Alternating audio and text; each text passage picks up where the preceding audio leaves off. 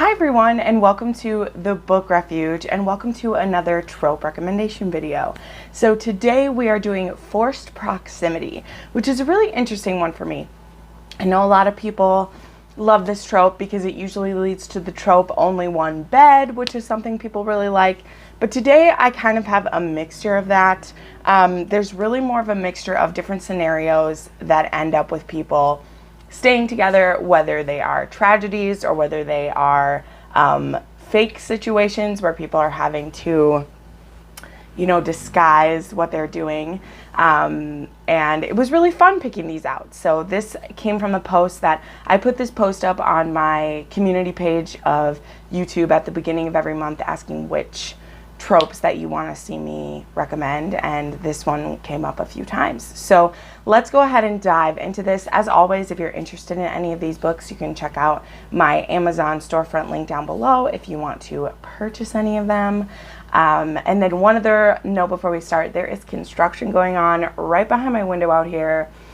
I can't wait till it's finished because I need to get my videos filmed for this week, but just know it's happening and there's nothing that I can do about it. So there we go. And let's dive right in with one that I just listened to on Audible Escape. And it is the first book in the Out of Uniform series by Katie Robert, and that is In Bed with Mr. Wrong. So this book is about Bree and Ryan, and they kind of have a instant miscommunication with each other. It turns into kind of like an insta-hate situation because people think the wrong things about each other, and I dislike miscommunications so much. However, in the situation of this book, we're dealing with two people that miscommunication is rife for it to happen. And here's why. We're dealing with Bree. She is kind of a mousy town librarian. She is, she's run away from kind of some not really bad situations, but just like boring situations in her life. And she's found this small little town where she just feels at home. And now a couple of her friends are trying to set her up on a blind date. And it just so happens that one of her friends' brother, named Ryan, who is home for leave for 2 weeks, is coming to town. And so his brother and her friend, they set them up with each other. Now Ryan, he is in not the special forces, but in this special unit, sniper unit, and he has a lot of baggage. He kind of has a seemingly bad reputation around the town, or at least he believes that he does, which is kind of a key point of the story. And so everyone that he sees, he feels like they're judging him for things that happened, because back when he was a kid, a teenager, a lot of things went wrong, and he ended up burning down the high school at one point. He was just seen as like, his dad was an alcoholic and a troublemaker, and so he's always seen as like that guy's kid. And so he hates being in this town because he feels like all the good things that he's done in the military don't mean anything, and he just has this perception that people think badly of him or think that nothing good will ever come of him. And so when these two meet for their first, their blind date, they just instantly get the wrong idea about each other. He thinks that she has heard all these horrible things about him, and she thinks that from the way that he comes off, he thinks, just stupid things about her. I won't get into the petty details. The main point of this, and why it's a forced proximity, is they have this horrible first date, but they still end up basically like banging on her front porch because there is intense sexual chemistry. Then there's a party that they go to, and they end up having sex in his car.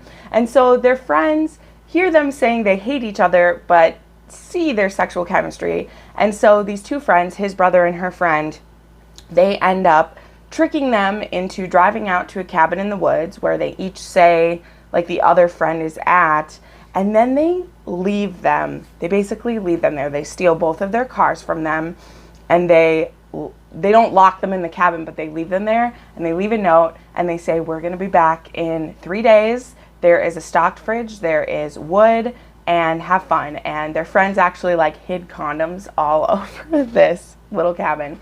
And there's also only one bed, but there's a fireplace, and there are all these things. And so these two have these 3 days together, and basically whenever they can stop arguing, they get along really well. But they just have problems doing that. And it's kind of adorable, but it's also was like frustrating. But it's pretty quick. It's a pretty quick story. Like the audiobook was only like 5.5 hours, which means I listened to it really quickly. And it was just something kind of different. I liked that the forced proximity was like their friends playing matchmaker, and that they just needed to like work the... Also, I loved Ryan. I loved kind of the like baggage he was carrying around, not realizing what people's perceptions of him might actually be, which I won't tell you because it's part of the story. But this one was really fun, and probably one you maybe haven't like heard of before because it's one of her older series. Next, let's talk about a newer book that came out. This one is available on KU, I believe, and that is Love Wrecked by Christina Halley. This book I have mixed feelings about, but I think it's going to tick a lot of boxes for some of you. So this is another hate to love situation. A lot of these actually are, because that's why you need forced proximity, is because if people hate each other, you need that pressure cooker of the time alone. So this one is actually a shipwrecked love story, but I want to tell you that the shipwrecked part of this is like, it's scary, but it's also just to set us up into the situation. And our couples aren't really in danger. So this is actually about like 4 people. It still is only focusing on one couple, but it's about 4 people. So this girl, Daisy, she travels to New Zealand for her older sister's wedding. And Daisy, she's really superficial. She's kind of flighty. And her sister's future brother-in-law, Ty, or maybe he's not even a brother-in-law. I think they're all just friends. But he was like treated like family for this. He comes to pick her up at the airport, and they just have this like don't get along right away. He thinks she's kind of flighty and immature, and so they just get off to these bad perceptions about each other. But the way this all works is that the honeymoon for the couple getting married, the boat that they were supposed to take ends up getting like double booked, or they can't do it. And Ty actually owns a small sailing vessel, and he's always wanted to take it on a farther trip than he gets to. And so he agrees to take this newly married couple to their honeymoon destination. And then the sister kind of goads Daisy into coming with, because Daisy's kind of afraid of a lot of things. And her sister basically like goads her into coming with so that Ty will have someone to talk to while the newlyweds are there. And so there's a lot of time spent on the boat. There's a little bit of sailing vernacular that you learn. And eventually, because like these two are just like, the chemistry is crazy between them. And when the shipwreck happens, they end up on this island where there is someone else living. There's actually this researcher staying, and so he actually has like a vessel there, and he has a pet goat, which is adorable. The goat is super fun. And we're actually stuck in a place where people, like, a plane does come in to visit the researcher every so often, but the same storm that shipwrecks them is the same storm that causes a bunch of problems on the nearby islands. So it's going to be a while before someone gets to them. This is going to come up in another book we're going to read as well.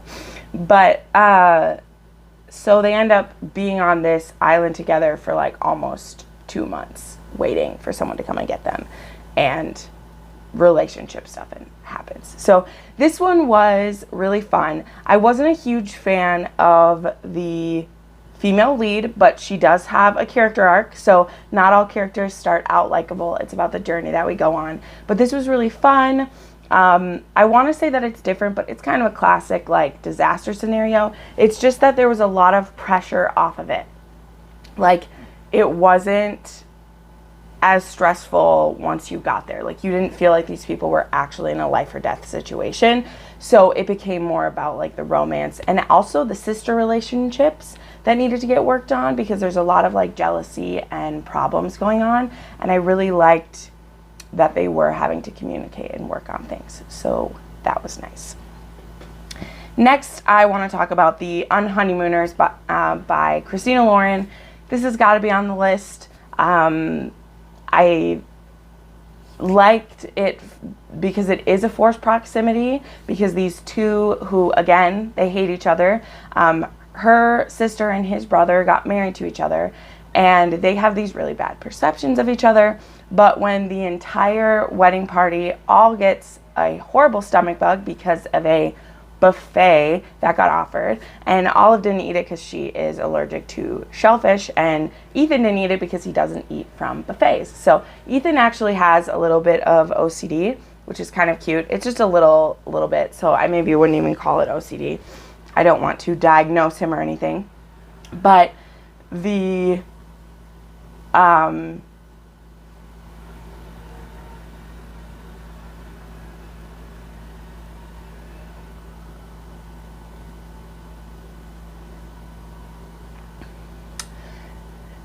and so they end up taking this honeymoon for their sister and brother, because Olive is her sister's twin, and Ethan has the same, like, he just uses his name as his brother's, because the people who won it have to take it because it was a one vacation. So they end up taking this honeymoon to, I think they go to Hawaii, and they end up getting the honeymoon suite together. There's only one bed, even though it's a huge suite, and there's other comfortable places to sleep. And they end up having to also fake date so that the hotel thinks that they're together, as well as they run into Olive's future boss at this place. And so they end up having to, like, be fake married. And yeah, a lot of people love this book. Again, my, like, main issue with this one is there wasn't enough sexy time for me in this book, especially for how much sexual chemistry this couple had. There just wasn't enough in it. But it's a cute story, and I like the, oh, we need to hold hands because people are looking. So it was a good mix of, like, fake dating and forced proximity. And, like, what? I'm only holding your hand because we have to, but I'm not letting go of it either. And I love that stuff. I love that stuff. So let us switch over to, let's do a historical romance real quick. And I have Romancing the Duke by Tessa Dare, which is also the first book in the Castles Ever After series. So that's fun. This is about a girl named Isidole Ophelia Goodnight, which we call her Izzy most of the time.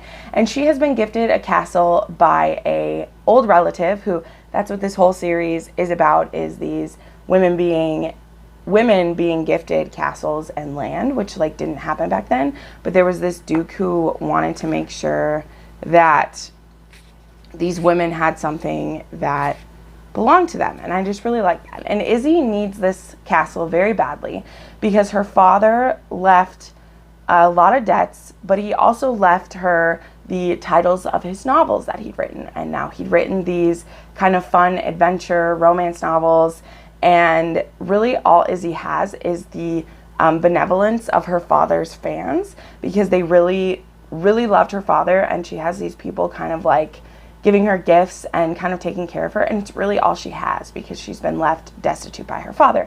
And then she gets given this castle. So she's determined to go to fix it up, to sell it, and to be able to get a small home somewhere else that she'll be able to maintain and live out her days.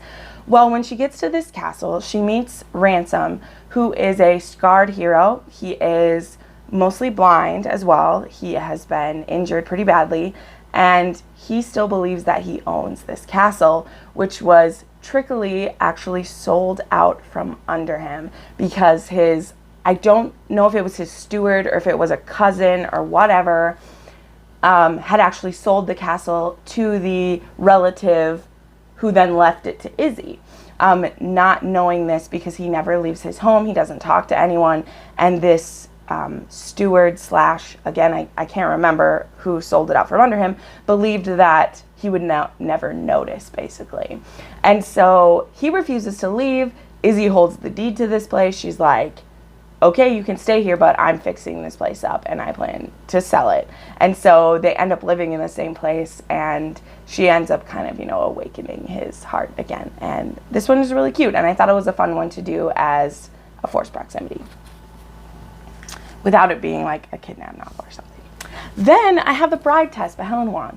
I don't talk about this book enough because I feel like a lot of the rest of BookTube did/does, but I really like this book. It made me cry so much. So this is actually the second in a like standalone series by Helen Hoang. The first one is like the Kiss Quotient, which everyone talks about, but this one is about Kai, who thinks he has no feelings. He's on the autism spectrum, and his mother wants him to have a wife. So she actually goes to Ho Chi Minh City and finds Esme Tran, who wants to come to America and bring her daughter. She has a daughter.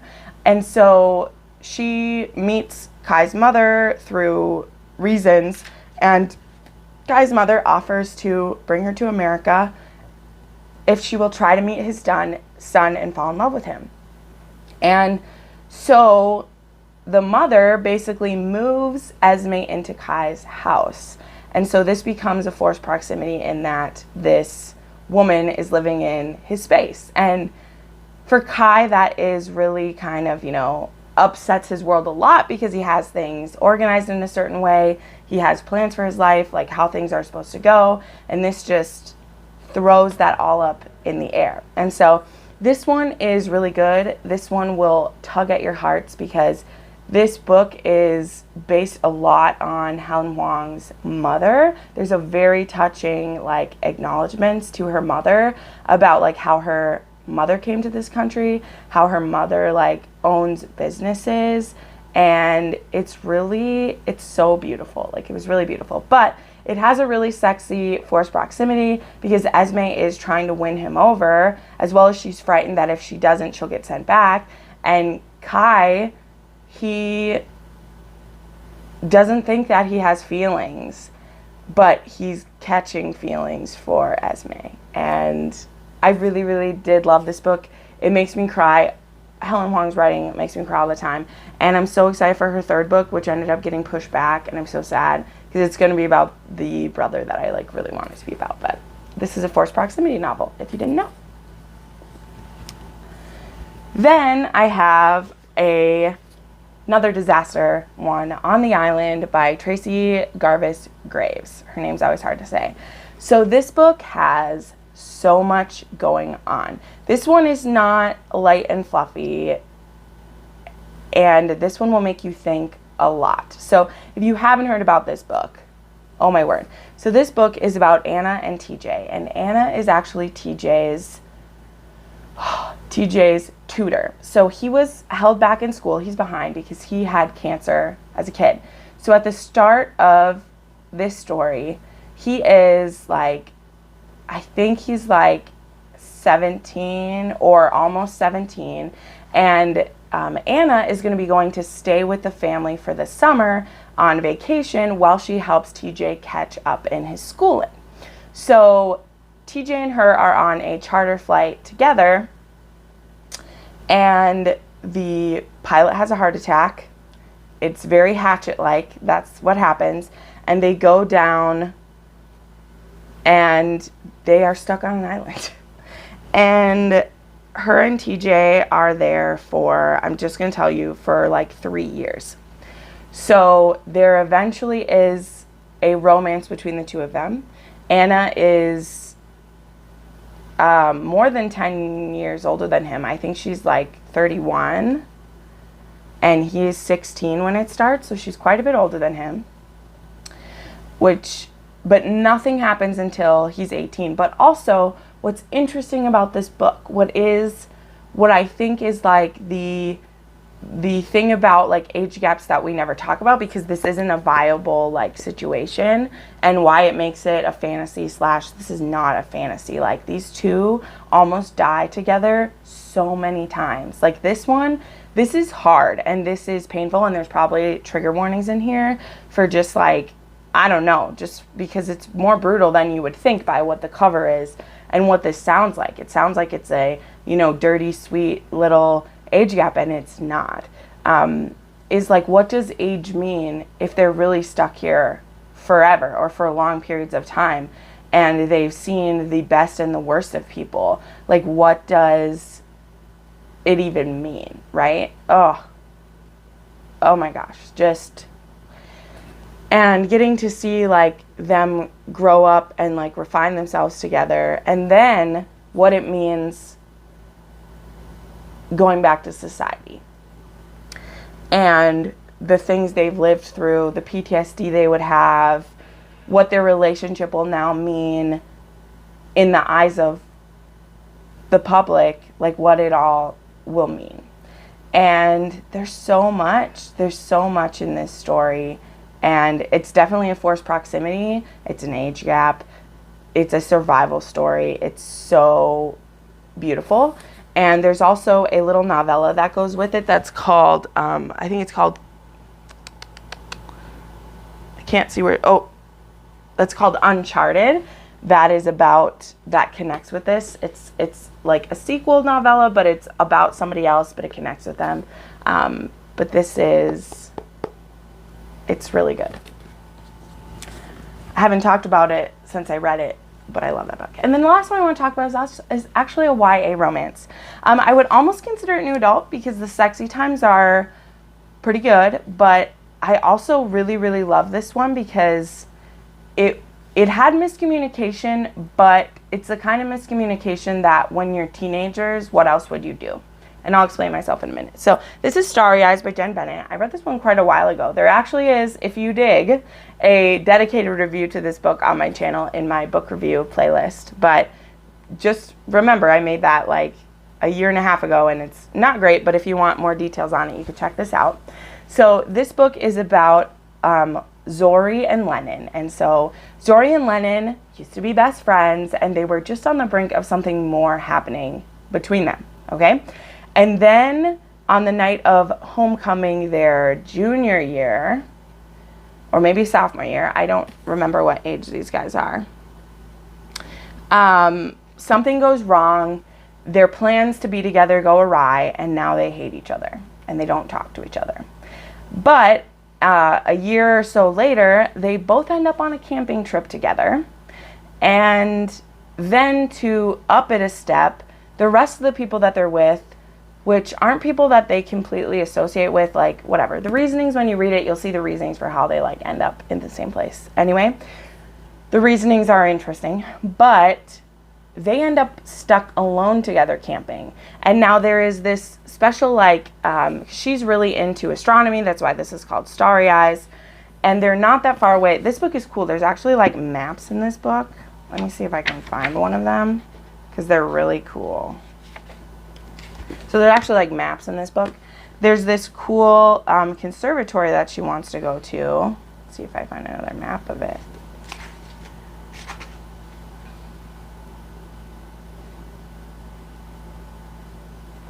That she wants to get to, and Lennon says, hey, I can get you to do this, so let's just continue on the way we're gonna go. Let's not ruin our time together. Let's do it. And so, and through that, they work out, you know, the reasons why they got stuck together, and they work out the reasons why their relationship fell apart, and who else was kind of involved in that, because it wasn't just a miscommunication between the two of them. And then, you know, are they willing to like try again and rekindle something, or should they just stick with their friendship this time because they loved their friendship, and what are they gonna do? So I really, really loved that book. I really want to read it again. I just like haven't been into like YA contemporaries in a while, but I forgot that like Lennon is like super sexy, and he actually has two moms. And I say that like it's such a revolutionary thing, but I really love his two moms, so that's why I said it that way, like he has two moms.